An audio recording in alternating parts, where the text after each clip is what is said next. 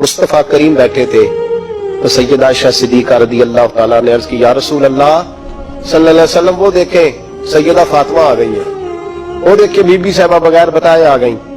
हज़रत फातिमा ज़हरा आई, हुजूर ने फरमाया फातिमा बगैर इत्तला के।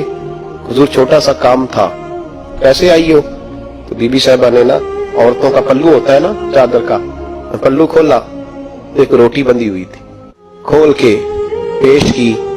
बेटे ये क्या है? अब्बा जी कई दिनों से घर में रोटी नहीं पकी थी, आज अली कुछ जौ लाए थे, पीसे हैं, चंद रोटियां बनी हैं। तो बच्चों ने तो खा लिया, तो मेरे सामने भी एक रोटी आई थी, मैंने लुकमा तोड़ा है तो मुझे ख्याल आया पता नहीं मुस्तफा ने खाया है कि नहीं खाया, पता नहीं हुजूर ने रोटी खाई है कि नहीं। तो हुजूर मैं लेके हाजिर हो गई हूँ, मेहरबानी फरमाए। फरमाया बेटे बैठ जा। हजरत फातिमा भी बैठ गई। सैयदा आयशा कहती हुजूर भी बैठ गए। फरमाया फातिमा कितने दिनों से नहीं खाया? अर्ज की हुजूर 3 दिन से। फरमाया बेटे मैंने 5 दिन से नहीं खाया, आ जा। दोनों बाप बेटी मिल के खाते। रोटी 2 हिस्सों में हुजूर ने बांटी। फरमाया चला आधी तू खा, आधी मैं खाता हूँ।